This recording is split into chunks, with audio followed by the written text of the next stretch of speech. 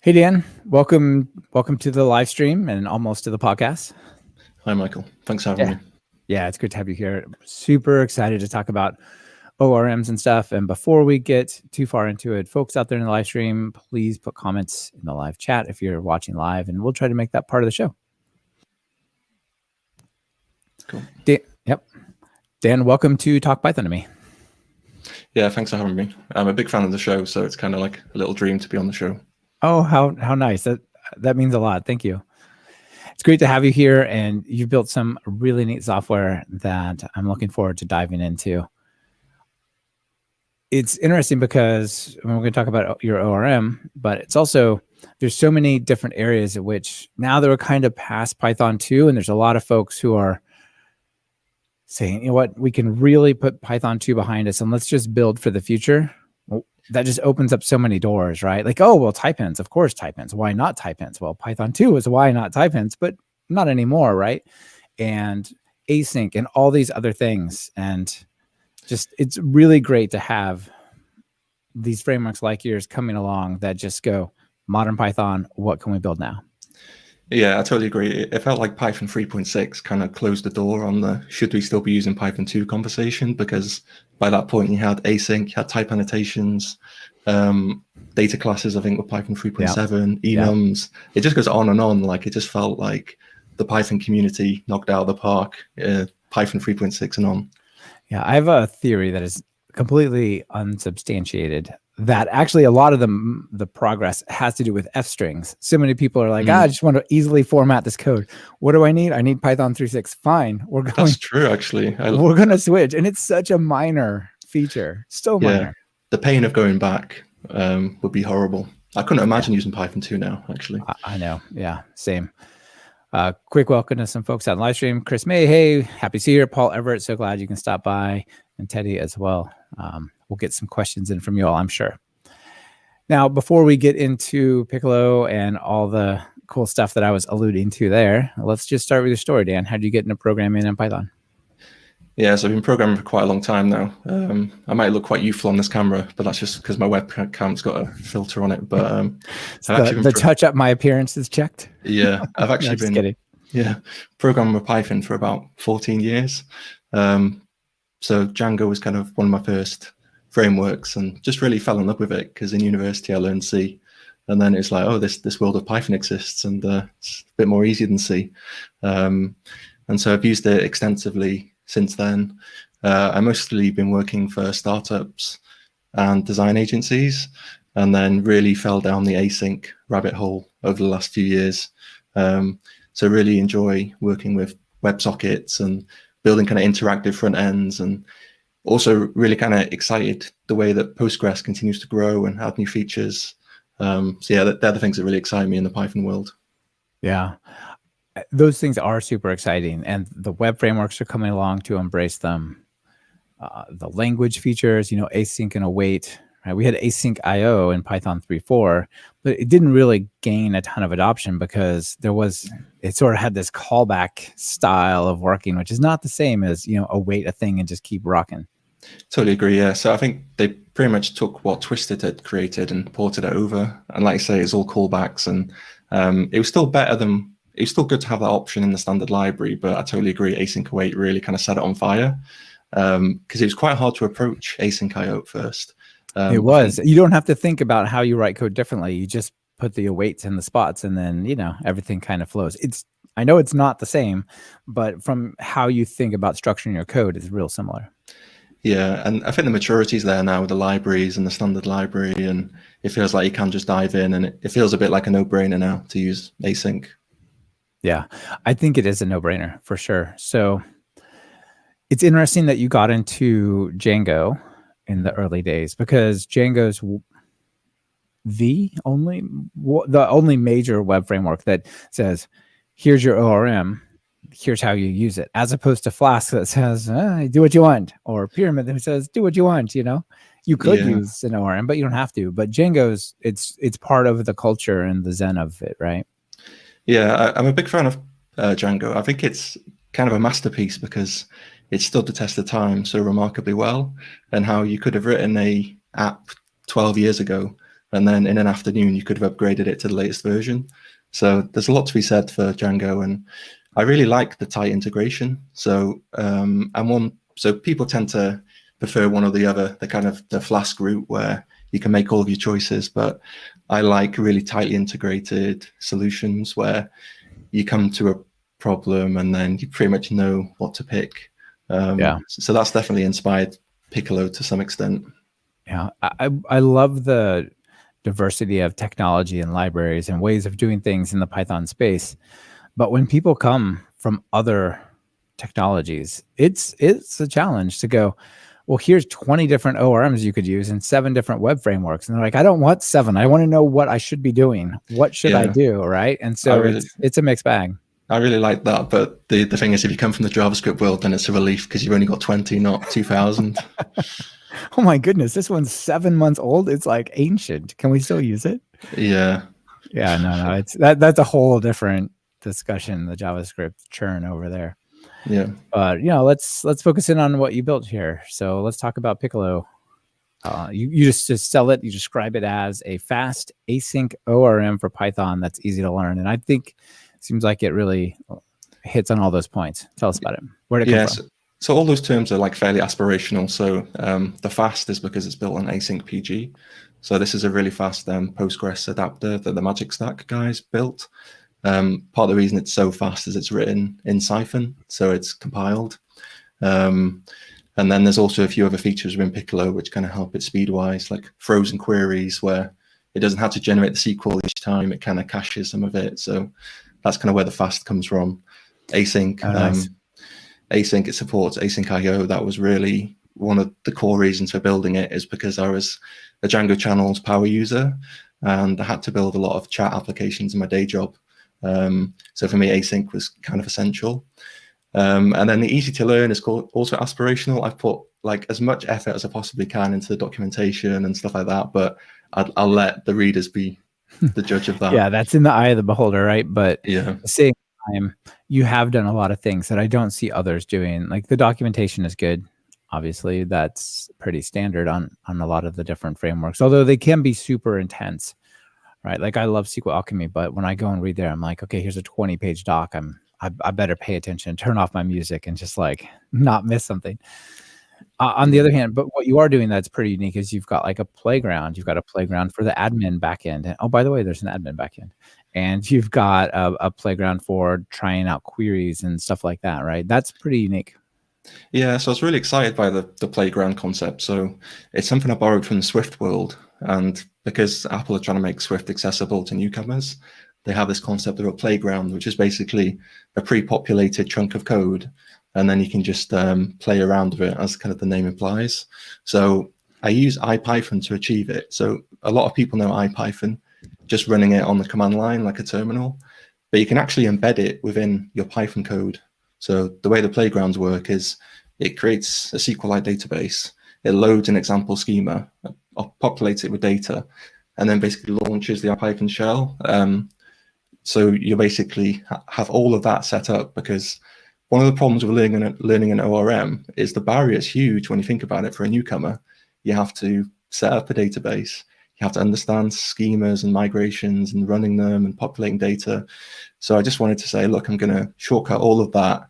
You install Piccolo, you do Piccolo playground run, and then you've got an example schema, and then you can actually follow along with the documentation. So whenever there's a example query in the Piccolo docs, you can actually run it in the playground, and you should see the results.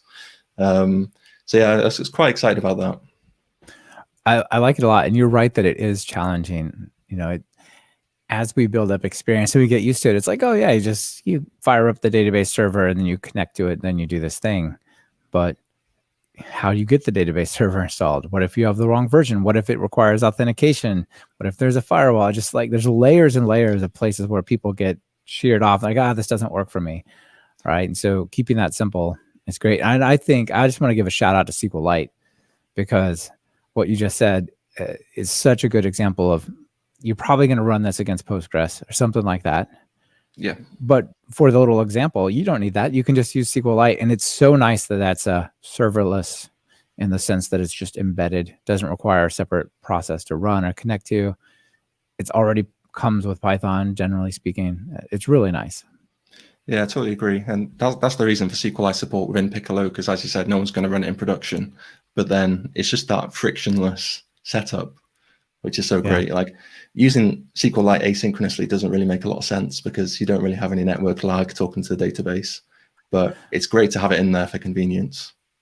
Yeah, it is. I suspect there may be some people who run it in production in like an early prototype stage. They're just wanting to get something up, and here, let's just put it up on, on some hosting place and just check it out real quick, and then we'll go from there. Yeah, one thing that's quite nice is I used to do this in the design agency. We'd use SQLite for the prototype, and then you could rsync it down to your local machine. So you didn't have to do a database dump and reload it. You could literally just rsync the file.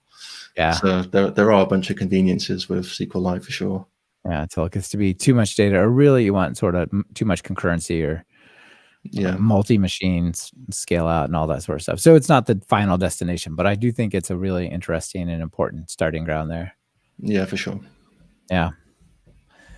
So I gave a shout out to 2 ORMs already, the Django one and SQLAlchemy. And I feel like those are probably the 2 big hitters of the Python space, although there are many, many more. So why not just use those? Like, why go and create Piccolo? Yeah, so when I started it, there was no async options for ORMs at all. It was all like very new, and my day job involved async programming all of the time because of chat apps, online games, that kind of stuff. Yeah. So that was really why I was like, well, nothing really served my needs at the time. Right, because until recently, SQLAlchemy had no async capabilities. Yeah. And Django ORM more or less still doesn't, right? That's the final part that they're trying to move to async. Yeah, so the workaround is to run it in a thread, but it's just not as performant as running with Async IO directly. So there's kind of this vacuum for a time with async ORMs, but then it was also about just starting with a blank sheet of paper and thinking, look, like we've got all these great tools to work with now in Python 3.6 and onwards. How can I absolutely push them to the limit? So the syntax, it uses a lot of direct references to objects rather than strings. So for example, in Django, you would do my table dot objects and then dot filter and you name equals Dan. But the problem with that is you can quite easily make a mistake as the code changes. So you might end up having a column which no longer exists, or so strings can be a little bit fragile. So with Piccolo, it's just object references everywhere. So rather than name, it's, in this example here, it's band.name, where band is the name of the table. Right. And so then, it's like many of the ORMs, it's sort of class OOP based, right? So you create a class that maps to a table and database, right? Yeah. So there's one distinction I'd like to make quickly as well. So there's ORMs and then there's query builders. And in Python, there's not really too much of a distinction, but in other languages like JavaScript, query builders are really popular as like a separate idea to ORMs. And query builders, they kind of, you create a SQL query, you execute it on the database, and then you tend to work more with dictionaries and lists rather than objects. So I'd say that 90% of Piccolo is a query builder, but people are used to ORMs in Python, and it can actually lead you to some quite poor patterns, ORMs, because the first thing people learn with Django is they'll go mytable.objects.get. So it returns an object, and then they'll change the attribute of the object, and then they'll call save. But then that's actually 2 database queries, because you have to get it, and then you have to update it. But and it's not just 2 database queries. It can be a lot of serialization. Like the slowest part of all of my data stack is if I were to try to pull back 10,000 records at a time, it's the deserialization of those 10,000 things that is actually the slowest part of the entire process. And here, if what you're talking about, like you're talking about the band, if the band has tons of information and you just want to change the name, right? You're pulling all that data back, converting it or whatever, then changing the thing and then pushing it back down. Yeah, it's a lot of work. Yeah, and a lot of the time what will happen is you'll serialize it into an object and then you'll deserialize it out into JSON anyway, and it's kind of pointless when you think about it. And there's also the problem with objects getting stale. So you might pull an object into memory, but then some other user might manipulate all those objects. But then when you save it, are you going to overwrite those fields that have been updated in the database? So it's problematic in a way. So it is an ORM, but then I'd really encourage people to look at it as a query builder too, because in my own apps, I use the select method a lot. So rather than returning the objects, it returns dictionaries. And then it has this option, an output method. So you can just literally deserialize it straight into JSON. So this is what makes it fast, because the query is going through async PG, which is super fast. And then it's coming back as a dictionary straight from async PG. And then it's using raw JSON to stick it straight into a string. So you're kind of you're skipping all this deserialization nonsense. Yeah. This is super interesting. I'm not, now that you pointed out, I'm not used to seeing projections in ORMs. What I'm used to seeing is give me back the classes that, in this case, a band, right? Do a query like where the popularity is greater than 100 or whatever, and give me a whole bunch of band objects back, and then I'm going to work with them. And sometimes, like the one I work with most commonly is Mongo Engine, which I know is not an ORM, it's an ODM, but close enough. Does the serialization bit. And you can say, I don't really want the other parts. Just give me the name and like the website or something. And it won't ship or deserialize those things, but you just end up with the same objects that just have none everywhere else, right? Where in your ORM, you can actually say band.select, band.name, band.url or something like that. And that would return the dictionary with those two things, right? A list of dictionaries, probably. A list of dictionaries, yeah. And then it also has a feature, like Django has this feature which is invaluable. It's called values list. And so if you just want one value back, it'll then condense it down to just a list of values. Right, like I want all the IDs of the bands that play pop music or something. Yeah, and it's so much more efficient than doing like in Django, band.objects.all and then looping through to get the IDs. It's just these little tricks you learn. Like if you Django for ages, you just learn these little tricks. Right. Another one that stood out to me is the ability to do set-based operations. Because when I think of ORMs, just for everyone listening, I adore ORMs. I think they're really empowering for people. I think they take a lot of the modern tooling that we love, like refactoring, and allow you to apply that like over to your query, because if you wanted to like change the casing of band.name, you could refactor, rename that, and it would affect your queries because that's still Python code, right? That said, there are places where people either abuse it or it's just inappropriate. So the places where it gets abused a lot would be the N+1 problem, right? Definitely. Where you've got a lazy reference to something else, and you don't know that that's going to be a separate query for every time you touch one of those. And you get a list of objects back and you loop over them and you access, like in your example, you got band.manager. For B and band.manager, right? That could be 101 queries for what should have been one, right?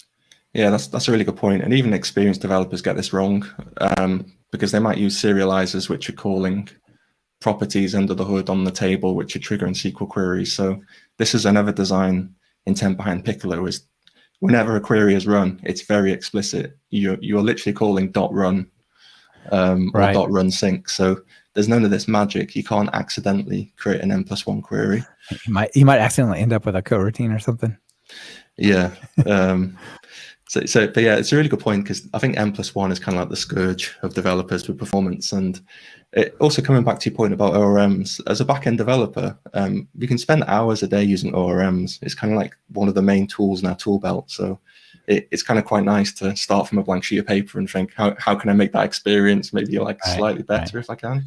Yeah, absolutely. So the N+1 problem, I believe, is either there's some tool doing something behind the scenes you don't know, but often it's just a lack of understanding. Oh, that actually is a lazily loaded property, which is going to trigger a query. So I should have put a join, and then I'd be in a better place, right? Like that's a programmer pattern that you should pay attention to and work with. The one where I don't know how to fix it is more like the serialization thing. Like, what if I want to go through my database and go to 10,000 records and make some changes to them? So often it's do the query, loop over the 10,000 things and make a change, call save. Maybe it's in one giant transaction that you finally push the changes back, but you're pulling all the data back. And one of the things I really like about your ORM here is like this update section here where you can do set-based operations without pulling the records back.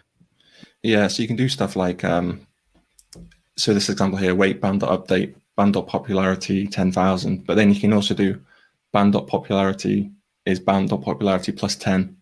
And then in the database, it will then just add 10 to all of the numbers. Oh, really? That's awesome. Yeah. And then it's all just magic around, Python magic methods. It's just, as a library author, it gives you so much power. It's one of the things I love about Python. Because when you're building like query languages like ORMs, I think very few languages can really rival Python with its flexibility. Yeah. So that's really why a lot of this stuff's possible. Yeah. It's really neat. And I think the ability to push these changes without actually, you're still programming in the ORM classes in the model, but you're not actually pushing a whole bunch of them back and forth to make the changes, but to do these set-based operations like delete them where, or make this update to this value where this is true, and then just push that, make that happen in the best way you can with SQL, right? Yeah, exactly. I think coming back to your point around the N+1, I think properties are something that can be a little bit evil, and I've really shy away from them in the Piccolo code because you call a property and you think you're getting a value back, but it could be doing any kind of magic. And then once you've defined something as a property, you then can't add arguments to it without breaking your API. So yeah, I think that's something I've tried to steer away from in general with Piccolo, like properties. Yeah, it's a lot of hidden stuff happening magic, there, right? Yeah, it's not entirely clear. I think they're super useful, but certainly in something where I thought I was accessing a field of the class, but what I actually did is make a network call. Like that distinction is possibly too big of a bridge to just make that automatic a lot of the times. Yeah, there's no async properties in Python as well, so that's kind of one of the reasons why it doesn't use any async properties. Maybe they'll add it. If they add it, maybe I'll put a comment on the PEP saying, don't do it. Yeah, exactly. Another thing that's interesting here is on all code, every code you've written is await band.select or await band.delete and so on, or update. And then at the end you say run. This is the explicit part that you were talking about in your API. Like, I know here's where it's happening. And it probably makes a lot of sense to do that as well, because on the flip side of it, that's where you have to await it anyway, right? Yeah. So what happens is you build up this query, you just chain methods to it, and then at any point you can print out that object, and I'll give you the SQL. And then until until you actually await it. So there's something under the hood that I don't really publicize. You don't need the .run. If you await it, it will run as a convenience because people forget. But then it just makes it easier from a documentation perspective to say when it's async, use run, and when it's synchronous, use run sync. But yeah, right. And if you do run sync, then I've got like a bit of magic in there where it tries to create an event loop to run it, or it tries to figure out if there's already an event loop, and if there is, run it in there.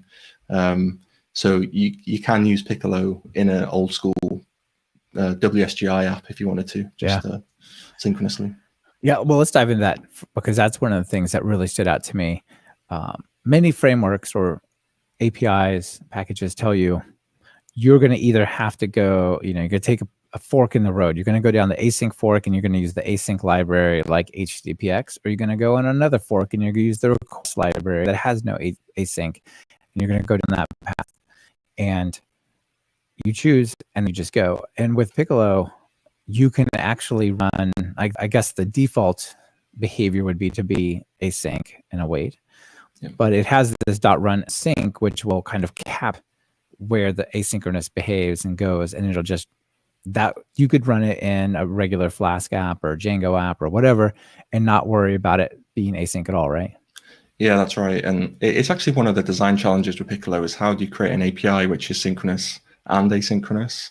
And there's only really two ways of achieving it. It's with a method like run or run sync, or with context managers. So some of them you'll create either an async context manager or synchronous, and then that'll then impact whether the underlying query is synchronous or not. But then it adds a little bit more boilerplate if every time you run a query, you need a context manager to tell it to be async. So this was kind of the best outcome I could think of, was just have .run or .run sync. I think this is great, especially since even if you forget to run, it'll still run async, but there's a way to kind of cap it. So something I wanted to talk about, it's driven me crazy ever since async and await were introduced, because I don't find it to be true, but I hear it all the time spoken about in the community, is async and await. They're super neat, but they're like viruses. And in the sense that soon as like one of your functions way at the bottom has to do something async, well, then the thing that calls it has to be async and await it. And the things that call that function now all have to await it. And that percolates all the way to the top of your app. And so now by using any async library, you've turned your entire thing into this like async vertical call stack, right? And what your example here shows that that's not, it doesn't have to be that way, right? That's sort of the naive, I'm just going to like write the code without thinking about it. But if you wanted to say, have your data access layer do 3 things, because it's got to pull up some stuff from different places, you want that to be async. It doesn't mean that function has to be async. It could just start its own event loop, do the 3 things faster than without it, and then return the answers, right? You can kind of cap it at any level that you want. And your run sync is kind of an example of that. Like you can choose to not have it, just turn your entire app async. Yeah, you can jump between them. So typically if people use an async, then it's like the argument is, if you need async, your whole app probably should be async, because otherwise why use an async? But then you can flip between them quite easily. So if you've got a synchronous app and you want to call some async code, there's asyncio.run. And you can also do stuff like spin up an event loop in a different thread and then send work to that. Yeah, absolutely. So it is quite fluid. You can flip between them quite easily. I mean, just one example that comes to mind is, what if I wanted to go web scrape every page at a certain domain? So I've got a function that gives me a domain. I give it a domain, and then I want it to return or store into the database all the pages. Yeah. Right? That would be perfectly reasonable to have that thing go, okay, well, let's do a request, figure out what all the pages are, and then just, recursively sort of grab them all asynchronously. You would get a huge boost on getting every page off a site, even if that function blocked. You know what I mean? Because it itself could just go crazy against the server. Maybe it shouldn't, but it could. Yeah, I'm a huge fan of asyncio.gather as well. So that's a really beautiful API just for saying, do these 50 things now, please, and let me know when you're done. Yeah, and block, right? When you're done, give me a list of answers or errors. Yeah. Also out in the live stream, Chris May, hey Chris, says, I'm so excited to use Piccolo with unsync. I have a workflow that'd be nice to parallelize. And yeah, so I think unsync is another really interesting library that wraps up async IO plus threading plus multi-processing, but then gives you a nice way to cap it as well, because you can go be given a task that comes back from there. If you just ask for the result and it's not done, it'll just block like a regular thing. And it does what you're talking about. It'll have it has a background thread with its own event loop, and it just pushes all the work over to there. Pretty neat. That's the cool library. Yeah, it is. At least for the size, right? Like 126 lines. And it unifies those 3 APIs and adds some more stuff.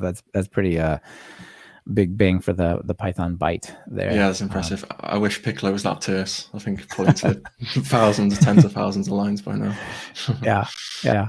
So another one of the new Python 3.6 onward type of things that's really cool is the type annotations.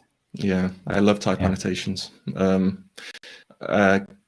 So part of my job in the past was using Swift, and Swift is almost like Python's brother or sister. It was very heavily inspired by Python. Right. It's like if Python all of a sudden decided it was incredibly strict about typing and type definitions. Yeah, that would be a lot like Swift, right? And we're compiled. Yeah, but it's a combination of type annotations and the tooling to support it. So in Python's case, it's VS Code, and in Swift's case, it's Xcode. And it just means that when you're refactoring, it just makes it so much more confident about what's going on. It provides documentation, because previously people were putting in a doc string anyway. So why not put it in your function definition, and then you can introspect it. And MyPy is incredibly powerful. I honestly don't think I could have built Piccolo without type annotations. because it makes your code so much more maintainable. The click to go to in VS Code as well is just a beautiful usability improvement. And then kind of one of the hidden benefits is it makes tab completion so good. So a lot of Python auto completions, they use a library called Jedi under the hood. So when I was building Piccolo, I had to look at the source code to try and figure out how it does its magic. And if you give a type annotation to something like this is what this function returns, it's a really strong indicator to Jedi that, you know, this is what's going to get returned. I don't need to do any magic anymore. And so I would say that like half the time, that's why I do it, is to make the editor better. So both VS Code and PyCharm like take a good look at what the type annotations are. Right. It'll say, oh, you're trying to pass a string and that's really supposed to be an integer. But then also, like you say, tab completion or autocomplete all over the place is fantastic. Yeah, I think there's a distinction as well where I think if you're building an application, let's say you're building a Django app or a Flask app, you don't need to care quite as much. Like I personally would still add type annotations. But for libraries, I think it's just absolutely essential. Like I don't think any new Python library should be written without it, because you're kind of shortchanging your users in a way, because their editor experience totally is so much worse. Yeah. In the Flask app, for example, that you mentioned, you know, I would say on the boundaries, right? Like here's a data access layer, like put type annotations on those little bits there. And then the rest of the app, usually the editors and the tools will just pick it up and continue to tell you what you're working with. Yeah. But if you're doing a library, right, you want every function or every class to be kind of standalone and know everything it can. Yeah, definitely. And one more thing about type annotations is it's probably the greatest source of interview questions ever made, because you can ask people in an interview what's the difference between like a sequence and an iterable, and like when you use type annotations, you really start to think about what's going on, and it's a great learning experience too. Like, I want to pass a generator here, but it takes a list of things and it says that won't work. Like, maybe you just need to relax your type annotations to an iterator of thing. Quick question from Roller out there in the live stream. Hey, Roller, can I use Piccolo and place a Mongo engine, or is it just for relational stuff? Yeah, it's just relational, and you can use SQLite locally, but it's mostly Postgres. It was really built to take advantage of Postgres, because Postgres it's like the fastest growing SQL database in the world, which is remarkable to think it's how old it is. And I think I think adding other SQL databases would be quite easy, but adding something like Mongo would be a bit trickier. I wouldn't say it was impossible, but a bit more work. Yeah, I would think so. Yeah, it's certainly not impossible, but like joins and stuff would get tricky. What about SQL injection? I mean, many of us have heard about the little Bobby tables XKCD, which is delightful in a sort of Schadenfreude sort of way. You know, we all kind of want to relish in somebody else suffering this, but I find that this is actually one of the really nice things about ORMs most of the time, is that they scrape off the ability to do SQL injection because you're not building the SQL. Yeah, definitely. So your database adapter, so something like Async PG or PsychoPG in the synchronous world, what you want to do is you want to pass it the query string with placeholders for any user submitted values, and then you submit the values that separately, like in a list. And it sounds like a parameterized query, basically. Yeah, and as long as you do that, you're safe. But then for a library, when people are programmatically creating very complex SQL queries, and then you need to try and make sure that you've got the right values that match the right placeholders to pass to the adapter, it is quite challenging. There's some like recursive code where it has to, so we use something called query strings internally within Piccolo. So it never concatenates strings for SQL statements. It uses query strings, and then it compiles them before sending it to the database adapter. And it basically looks through all of the sub-query strings it might have if it's a really complex query, and then it kind of passes it to the adapter. But yeah, it's just one of the complex things about building ORMs for sure, and also one of the most dangerous to get wrong. Yeah, it absolutely is. There's untold number of bad things that can happen with SQL injection, and it's so easy. All you have to do is put a single little tick to comment out stuff, semicolon to finish the statement, and then you can run arbitrary code. And a lot of times you can even, some database engines will let you run like sub-process type things, which is even worse. But yeah, it's not good. So you definitely want to avoid it. Yeah, it's a good argument for using ORMs and query builders because it'll make it less likely. Yeah, I think for sure. You know, another thing that I wanted to touch on a little bit here is the actual filtering or projection statement type bits. So I mentioned using Mongo engine before, which I'm a big fan of, and it's basically a Mongo equivalent of the Django ORM. So in that regard, they're real similar. And you do things like, if I wanted to say where the band popularity, or let's say the band name is Pythonistas, right? You would just say name equals Pythonistas as part of the filter. And there's two things that are crummy about that. One is you get no autocomplete that there's a column called name, because it doesn't really know what class, even though you started out like band.objects, it doesn't, in the filter part, it no longer knows that the name came from the band, right? That's not part of the language. And then the other one is you're doing an equals, or you've got like weird operators like in the name, like name underscore GT for greater than and stuff like that. Whereas yours, you just write what you would put into an if statement or a loop or something like that. So you would say like band.popularity less than 1,000. That's the thing you send in there. Yeah, that's right. So I've been tripped up so many times in the past with Django where I've had something like name _ something else, and then it can't really understand that's wrong, like a linter, or while you're coding, it only really knows at a runtime, and then you've got a 500 error. So the idea here is a linter would be able to pick up these problems. Exactly, because so much of the pieces they're just using ** KWArgs, and then they figure out how to generate a query out of like looking for special keywords in the key names and then turning those to columns. Also the refactoring thing, right? The linters. And if I want to do a refactoring to rename popularity, it's not going to check popularity _ GT as a keyword argument. It has no idea those are related. Yeah, definitely. So the way it's implemented the double equals and all these operators this is one of the amazing things about Python, is how you can just overload like fundamental things about the language. So you can overload what addition means, and when someone first tells you that, it sounds like the most mental thing in the world, because why would you want 1 + 1 to equal 5? But then it turns out when you're building an ORM, it's golden. And this is one reason why I find Python just so compelling over and over again, is because as a library author, you can do this stuff that you can get closer to more of like a DSL than like a like domain specific language. Yeah, absolutely. Yeah. So is this being done with descriptors, or what's the magic? So for the less than, there's like dunder, like double_LT, and you can override that. And then what happens is when you call that method, it returns a where object. And then you can also do in brackets band.popularity less than 1,000, and then double and sign as well, band.popularity greater than 500. So you can combine them with and or statements. So the where statements in Piccolo can get like really powerful.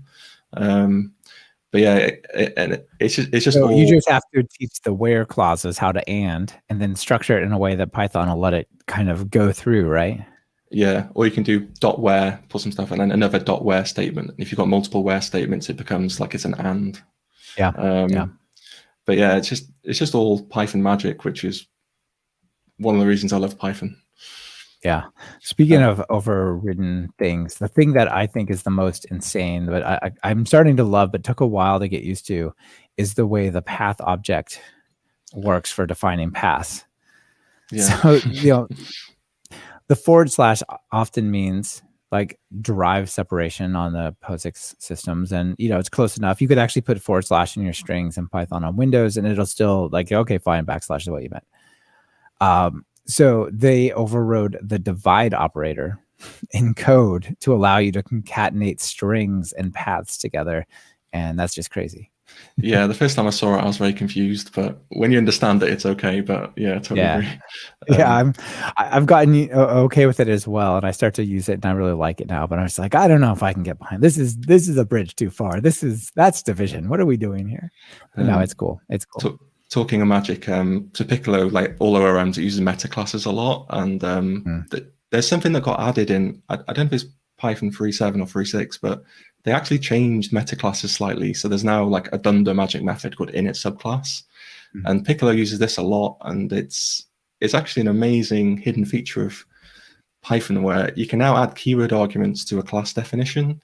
So if you had class foo, open brackets, inherits from bar, comma, and then you can start adding keyword arguments to the class to customize its creation.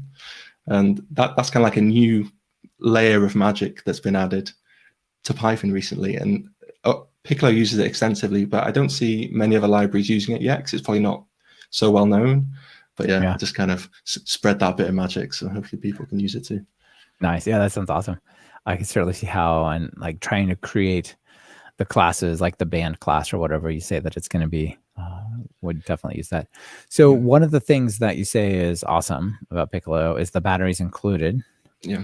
So let's talk about some of the batteries. So the main battery by far is the admin, because when I started it, I was working for a design agency, and admins are incredibly important for design agencies because you want to put something in front of a customer that they like the look of and they're comfortable using. So this is a huge part of the effort that's gone into Piccolo, and so this is its sister project called Piccolo Admin. And what happens is it's an ASGI app. So I can maybe go into more detail about ASGI later on, but all you do is you give it a list of Piccolo tables, and then it uses Pydantic. So Pydantic's a serialization library, and it basically creates a Pydantic model from the Piccolo table. And then Pydantic models have this really useful method where it's JSON schema, and it creates a JSON schema for the Pydantic model. So right, because the Pydantic classes know this field is an int, this one is an optional date, time, and so on. Yeah, so Piccolo has really good Pydantic support, but it's in a sister repo called Piccolo API, and then that creates the Pydantic model, and it also has something called Piccolo CRUD. So you give it a Piccolo table, and it creates another ASGI app which has got all of the CRUD operations for your database. So you can programmatically create this huge API just by giving it a few tables, and then the front end is written in Vue.js and it's completely decoupled from the back end. It's just all via API. So yeah, I'm a huge fan of Vue.js because it's very natural for Python developers who are used to the template syntax in Django and Flask. If you looked at the Vue templates, you'd be like, this looks very familiar. So I'm a big fan of that. It's nice. I think it's super close to Chameleon because of the attribute-driven behavior as well. Yeah, but then like to make a working admin requires so much work because you've also got the security side. So Piccolo API has a bunch of really useful ASCII middleware, and it has like session authentication, CSRF protection, and rate limiting as well, because you don't want people to spam the login. So like just to get a fairly simple admin it's like an iceberg to do it properly. So yeah, a lot of effort's gone into the admin, but I'm really proud of it, and this is really what excites me more than anything about the future, because as we add support for PostGIS and stuff like that, being able to create really interesting widgets around data. So how could I design a rectangle field for PostGIS, or a location field, or I could see some really cool stuff that are sort of template extensions, like let's just pick Jinja, for example. Like if you had one of these objects, you could pass it over and it knew, for example, here's a daytime, you could just say, make a calendar picker here. And it just, as long as you have the JavaScript included, instead of just putting the text, it gives you like a nice little Ajax-y widget. Or this list goes on a map, drop in the map widget and off it goes. Yeah. So basically Piccolo admin, it just turns Pydantic models into UI, and it's actually quite interesting. And I'd love to get it to the point where for a business app, you just use Piccolo admin. You don't even have to build UI. You just say, here are my tables. Yeah. And then Yeah. Well, the truth is, so often, like, there's a lot of these little internal apps that people build that are just like forms over data. I just need to see the details, click on one, edit it, create a new one, and delete one. And like, that's the app I need for this table. Could you build that, right? Yeah, for sure. It is a lot of it. Because I think with the approach I took to Piccolo is you have a lot of Python libraries and they kind of start from the outside in. So they start from the URL layer and then the views and like middleware. And then over time, they then add the data layer and the security. But then with Piccolo, it's kind of from the inside out. Like I started from the data layer and then have the admin and some middleware. So it's quite a nice companion to other ASGI apps. So you just kind of pick the framework you like, and then Piccolo kind of gives you the data layer and the admin. That's kind of Yeah.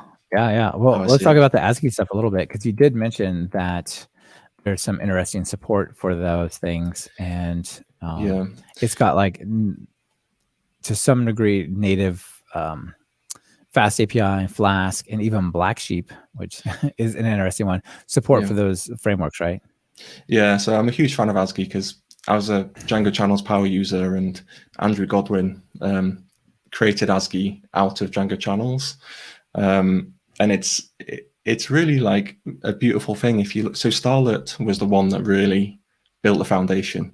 So this is an async library, but also kind of like a framework. Like you can build an app with Starlet, or you can use it to build up frameworks.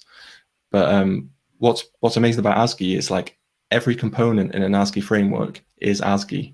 So ASGI is basically the spec where it's a function that accepts a scope, a send and a receive. And then if you look at the internals of Starlet, everything's ASGI. Like the middleware's ASGI, the endpoints are ASGI, like the whole thing. And it's like super composable. So you can say, I've got an ASGI app, and you can mount other ASGI apps within it. So this is what I love about ASGI as a spec. So you can say, take a Fast API app or a Starlet app and include Piccolo admin. Same with Black Sheep. You could say slash catalog is actually handled by this other app written in Fast API, where the main thing is written in Flask or something like that. And you just kind of click them together in that cool way. Yeah. Maybe Core would have to be the one, but still. Yeah, and I really love that, as it's quite exciting that you could kind of build an app with multiple frameworks and be like, well, this part of the app will be better served by Fast API, but this bit, I just need Starlet, or I want Black Sheep, or whichever ASGI framework people can dream up. So I think it's really exciting for the Python community, the ASGI spec. Yeah. And we did talk a little bit about the challenges and the like cascading effect of async and await. But if you're already running a framework that has async view methods, like there's just nothing to it, right? You just write your code and you just await the bits you got to await in the view method, and it just like the server and the framework handle the event loops and all that business. Yeah. I think as well, what kind of happened is Async I came out, and it doesn't directly affect speed. It's more about throughput, but it's like the Python community took it as a challenge to build faster frameworks. And so there's a lot of them have really quite fast internals, and they do feel quite cutting edge. Yeah, like UV loop and stuff like that. They're like, how can we do this but have the minimal overhead of adding this? I mean, people do talk about, okay, async and await won't make your code go faster. Well, it won't make CPU code go faster, but so often what we're doing, especially in web apps, is waiting. I want to wait on a database, and then wait on the network, and then I want to wait on the database again, and then I'm going to wait on an API, and then I'm going to send back 3 lines of JSON, right? Like 99.9% of that is just waiting on something else. And when you're using async and await, like you can just do other things while you're doing that 99% of waiting. Yeah. So usually if you do a database query, it takes a few milliseconds. But then if you use the time it module in Python and you see how long basic operations take, they're more like microseconds.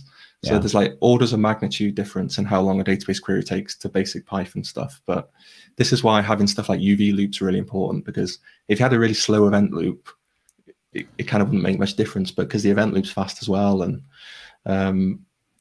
like a lot of the projects I did in the past, the throughput's really important, because some apps, you won't have a lot of traffic, and then all of a sudden you'll get 1,000 users.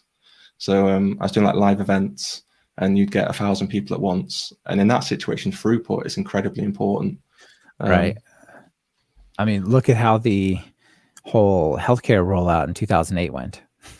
Right. I just can't help but think there must have been more awaits available to those those frameworks and those web apps because they just kept crashing and stuff was timing out. And I'm sure it's just like, well, we're just going to wait on this other slow government API, and we're going to do it for a lot of people, and it's just going to overwhelm it, right? It's just, it's crazy. It just feels natural because, like, in the web server world, you had Apache, and a lot of people moved to Nginx because that's very similar. It's like event loop driven, and we've kind of seen how beneficial Nginx was. So it just makes perfect sense to build your backend in the same way. Yeah, absolutely, absolutely. All right, a couple more things we got some time to talk about. Over here, you've got a Django comparison page, which I guess also could be slightly a Mongo engine comparison page because, like I said, they're basically the same thing without the nesting. So if somebody's familiar with Django and they're like, I would like to consider using this for my framework or for part of my code or whatever, just like want to use it, but they already know how to do stuff in Django, you have like, well, here's how you would create an object and save it in the different frameworks. Here's how you would update an object and make changes and so on. And you can just go through one at a time and just sort of compare the different pieces, right? Yeah. So it's quite heavily inspired by Django, but then I think Django in its ORM, it's more Pythonic. So rather than using where, it uses filter. But then with Piccolo, it's meant to be very, very close to SQL because the theory is if you know SQL, it'll be super easy to learn. And when you do need to drop down to a SQL query, there's no like mismatch. You're just like, well, I'm always sort of working in a SQL mindset. But there are a lot of similarities with Django still. Like, I think people could pick it up quite quickly. Yeah, I agree. Like instead of object.values list, you have a select projection, or instead of filter, you have a where. But it's honestly not a huge mental jump to make. Yeah, and Piccolo also takes like huge inspiration from Django migrations, which I think is kind of like the gold standard of migrations in any language. So yeah, that's another one of the batteries that you were kind of touching on, right? Is the migrations bit. Yeah, but migrations are incredibly hard to do right. I think the Django way I can only imagine. Yeah. I don't even want to try to imagine writing that because it seems really hard. Yeah. So the way Django does it is it looks at your tables and then it creates a migration file, and then it then adds up the migration files to build a picture of what the schema looks like, and then that's how it then creates subsequent migrations by doing a diff. Right. And then that's what I've got to go from this level to that level. So here's the 5 migrations to basically use in order. Yeah. And then you've got to do code generation as well. So like with Piccolo, it has to actually create a Python file, and that's harder than what it seems, actually writing a Python file. But if you look at the Piccolo migrations, they're actually they look like quite beautiful Python code. And there's a little trick I use internally. I use like the black formatter on it before I write out the auto-generated code. Oh, that's cool. So your generated code is PEP 8 and all the goodness. Yeah. So if you look at that's it, like, clever, actually. Nice. Yeah, that's really clever. Yeah, it's called black. Yeah. Yeah, I feel like other frameworks, like for example, the cookie cutter stuff. You know, you're just generating code files like crazy. I feel like you could apply that same technique as after we inject all the user entered values, let's just do a quick format on them and then drop them. Yeah, it makes sense because otherwise you'll run your linters or on your project and they'll fail because your migrations aren't correctly formatted. So yeah. No, that's cool. A quick question from Teddy out in the live stream says, I don't use ORMs much in my day-to-day. What are good use cases besides web apps for them, and where does Piccolo perform better? So 2 questions. So I think that data science is obviously a big bit. So another reason for building Piccolo is data science is so much on the ascendancy in the Python world. And people are just, still dealing with databases on a day-to-day basis. So you can use it in a script if you like. I think there's maybe a couple of examples in the docs where, you might be scraping some data from a website and then you just need to stick it into Postgres. So that would be another good example for using Piccolo. Yeah, that is a good example. And then where it performs better, it's really where you need the async, or you might still want a web app component, even if it's just like a data science script. You still might want an admin screen to view that data. Yeah, I think that performs better. You could maybe break into 2 pieces. Where does Piccolo perform better? And I think the async stuff is really important there, like you say. And then where does an ORM perform better? You know, when you talk about performance and getting stuff done, like sometimes it's how fast does the code run, but sometimes it's how fast do I get the final thing built, right? Yeah. And I think ORMs, even if they're not always the most efficient way, sometimes they're really efficient, but not always. But, you know, they can help you safely get to the other side, especially if you don't know SQL super well.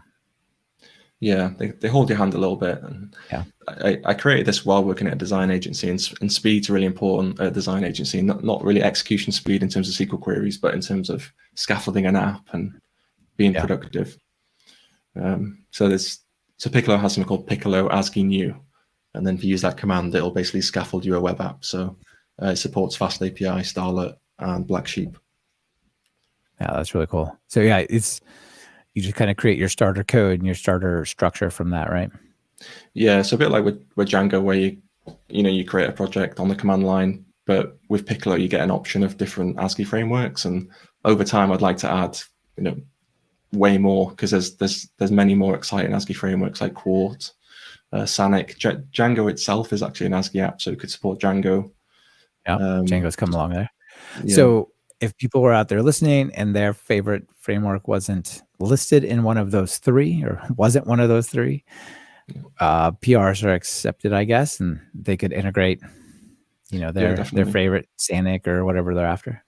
Yeah, definitely. Like any feedback's really appreciated. So like the community's definitely helped me a lot with Piccolo, just as much as trying it and giving feedback, or obviously pull requests are also like really valued.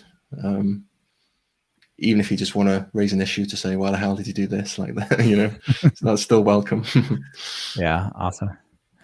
Cool. Well, maybe that's a good place to talk about where things are going in the future and kind of wrap up our conversation a bit. Yeah, so I feel like I'll never be bored with Piccolo, because Postgres is continuously developing and adding new features. And I almost feel like Postgres is almost like an operating system in a way. Like the amount it does is kind of insane. So it even has like a pub sub built in. You can do like listen, notify. Oh, wow. But I'd like to do PostGIS support. Timescale DB is a really up and coming extension as well for Postgres for time series data. But then a lot of the stuff I'm excited about is like on the admin side. So as I mentioned before, Piccolo admin effectively turns Pydantic models into UI. So the next thing I want to add is you can basically give it arbitrary Pydantic models and it'll render them as forms in the admin. So if you have, for example, you want to send an email, you'll just create send email model, give it to Piccolo admin, and it'll generate a form. So that's stuff I'm really excited about as well, just to increase the utility of Piccolo admin. So a backend developer could build a functional app for a business without actually writing any code. That's kind of the dream, is to build like a really, really great admin. Yeah. These self-serve, like once you create the app and hand it off, how far can people go before they have to hire your design agency again or something like that? The more that they can just run with it, the better, I suspect. Yeah, it's such a huge benefit from Django, like having that admin. So I just want to kind of see what I can do with the latest technologies. What's the story with Django and Piccolo? Is there a reasonable way to click them together, or is it really not so much so far? I think you can. Haven't really tried it much, but it's very configurable, Piccolo. So and none of the names, they deliberately don't clash with Django. So Django has a settings.py, Piccolo has a piccolo_conf.py, and then Django has a migrations folder, but Piccolo has piccolo_migrations. So there's no clash there. So in theory, they would work together, but there's no like compatibility layer between the admins. So you'd have like two separate admins, or but I'd like to add support for Django, as it is an ASGI app and it's the originator of the ASGI standard. And I still think Django is one of the great kind of masterpieces in the framework world, that it's lasted so long and it's still such a rock solid choice. I would like to see what I can do there. Yeah, the closer those could be, I think, right? Like this having the genesis and so many similar ideas to Django, it seems like they should be somehow working together, which is great. Yeah, that'd be cool. All right. Well, Dan, I think that might be about it for time that we got. Okay. Let me ask you the final 2 questions that I always ask. If you're going to write some code, you're going to work on Piccolo, what editor to use? I think I caught a hint of it earlier, but go ahead. Yeah, VS Code all the way. I was a huge Sublime Text and TextMate user, and I was like, I'll try out this VS Code, see what all the hype's about. And after 5 minutes, I was never going back. I just think it's such a great gift to the world from Microsoft. Yeah. It just gets better and better as well. Yeah. So yeah, love VS Code. Right on. And then notable PyPI package you want to give a shout out to? So I'm going to cheat and pick 2. So Pydantic, because I think it's such a nice serialization library, and I think it could almost be in the standard library. It feels so Pythonic and natural. And then Starlet, because I think it's just a beautiful like foundation for the ASGI world. And I'd really encourage people to look at the code to see the power of ASGI, how it is this like turtles all the way down, everything's ASCII. It is quite interesting. So those would be my 2 shout outs. Yeah, very cool. Fast API is so popular now, but Fast API is kind of like an opinionated view on top of Starlet to a large degree. Yeah, Fast API is great as well. Yeah, well, I mean, it takes the 2 things you said, Pydantic and Starlet, and puts them together in like a nice way, which I think is pretty neat. Yeah, it's got great taste. Yeah, for sure.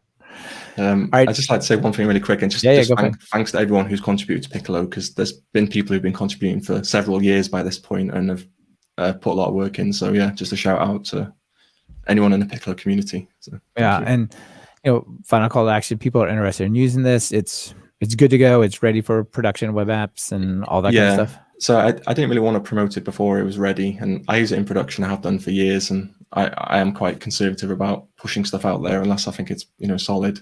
And it's got hundreds of unit tests. I'm not saying there's not some edge case I haven't discovered yet in some version of Postgres or something, but I use it in production every single day. Yeah. Well, congrats on building a really cool Pythonic ORM. I really like the way that you put things together, and yeah, it looks great. It's got a lot of nice modern Python features, and people should definitely check it out. Cool. Yeah. Thanks a lot, Michael. You bet. See you later. Cheers. Bye. Thanks everyone for being on live stream as well. See you all.